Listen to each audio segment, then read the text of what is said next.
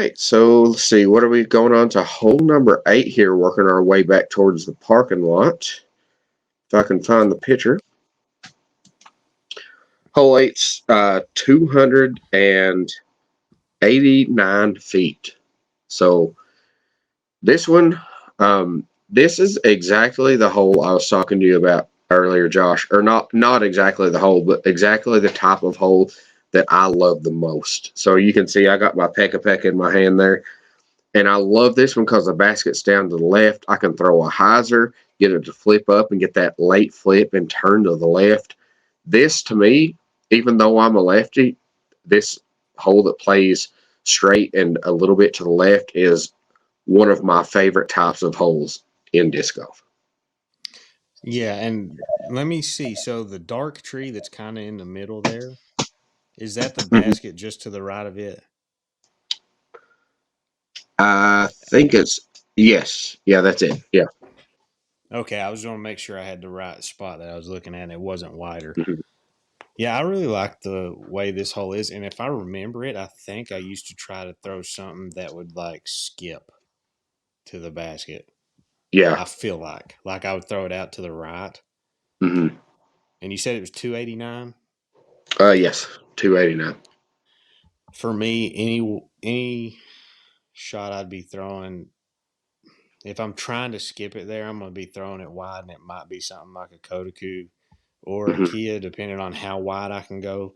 And then there's always a shot that I might just try a putter, but more than likely I'll be just where it's so low ceiling, I'll be looking for something that's going to be like a Kodaku or something like that to skip into it.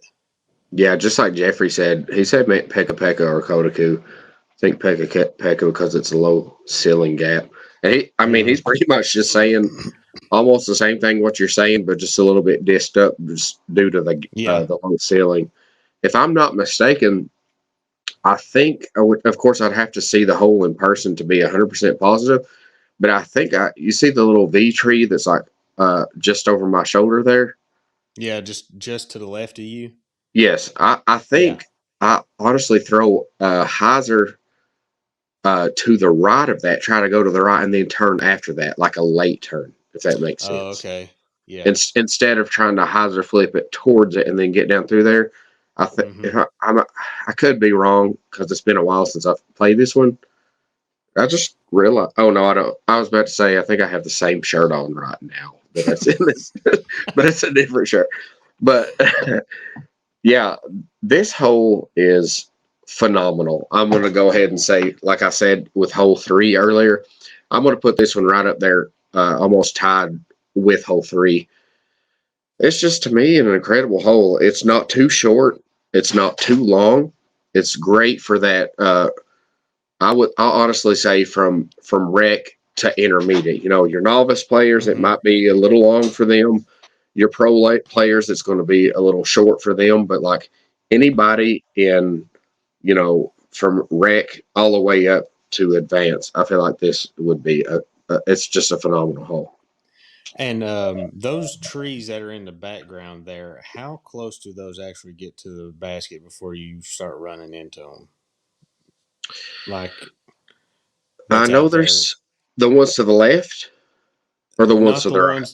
The ones to the right that are wide, kind of wide right.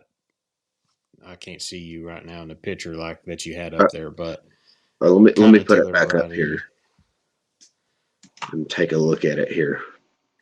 As I said, that tree that's almost like coming out of your head. There. that's my hair. The best way to describe it. The best way to describe it. So, like, how soon do those come into play? Are they getting somewhere close to the basket, like circle wise or circle 2? It's actually not popped up. Okay, there we go. No, not. I was trying to see how close they were. No, those are quite a bit from it. Now, the one you see the V tree just to the left of me, and there's a big tree. I don't know if you can see the trunk right behind that. Yeah, the big tree right there. Yeah, now that one, if I'm not mistaken, is maybe 45 feet from the basket to the right. Maybe a little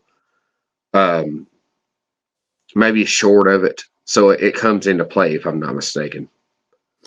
Because I would be having two trains of thought at this hole at that point in time, depending on how my round was going. It would be either the low skip shot like you're talking, or just play a game of roll the dice and spike something up about as hard as I could up to the right and just try to beat that tree and just see if I could fight through enough to get a putt. Yeah, if I'm not mistaken, you definitely want to come in short of that tree because I The think big tree. yes, because like to me, thinking of like I believe I could probably do a big panning anhyzer shot also, but it would need to turn right before that tree, and I would come up a little bit short if that makes sense. I would be looking at it two ways like that, because if my release or something isn't going good, or my angle release or something isn't good that day, and I might turf it into the ground, I might just say I'm better off to just try to yeet it into that tree and see if I can get somewhere close to circle and make a putt. Say what? I said I might just try to just throw it right into that tree or something, or just try to get lucky past it or something if I'm not feeling my throw that day. Yeah. Thinking if I try to throw a low shot, I'll turf it into the ground or something. I might just play my cards and see if I get through it and get a shot that's close to circle. Try to make a putt. Yeah, try. Can you putt though? Can you putt? I will say another play that I have tried on this hole. I'm not sure about the success of it. I don't know if it has been successful or not, but I've done the backhand roller for the lefty as well. I was looking at it, just thinking of what you might try. But I thought that might be an option too. He said, "What?" Jeffrey said, "What lumberjack disc are you using to beat trees?" In my experience, wood is greater than plastic. Oh, that's great. Oh gosh, let's throw that one up there. They're special. They're special discs. Yeah. The play on words, I love it. The whole name of this podcast is a play on words, so he gets our vibe. You know what I mean? Yeah, mine. The podcast on my channel too. We're all about plays on words. Oh yeah, for sure. So yeah, this hole for me, honestly, I love this hole. I know I'm going on and on about it like I did hole 3, but I think it's one of the better holes on the course, just because it's another one of those holes where you have multiple options, but then it's also one of those holes where you can step right up and look at it and be like, okay, this is the play. Does that make sense? So it's like you could just look at it and just know what you're doing right off the bat, but then looking at the tee pad from this perspective now, you can break it down and find 3, 4 plays for that hole. Yeah, and the way I was talking about it too, I mean, we don't have a 2-meter rule here. So if you just chuck it into that tree, you can, as long as you can see your disc, you're still putting for a 2 if you're somewhere close to the circle. So, I mean, I'm looking at it that way is if I can bite off 240 feet of distance off the tee, I might try it if I'm just not feeling my throw that day or something. Yeah. Sometimes I just have to take what my biggest miss is, or my biggest opportunity to get as far down the fairway as I can without messing up, then I'll just choose that. But realistically, I would probably be trying to throw the skip shot to try to park it. Would be more than likely what I'd be trying to do. But you can play the percentages like you were saying. I mean, yes, it depends on the day. Sometimes you got to step back and go, okay, what is wrong today, and what is my best way to not do that? That's true. Also, before we move on, I'll go ahead and get ready to throw hole 9 up here, but I'm going to say this is the bird watching part of me, not the disc golfing. But this is the first place that Amanda and I saw a Eastern Wood Peewee. Just saying.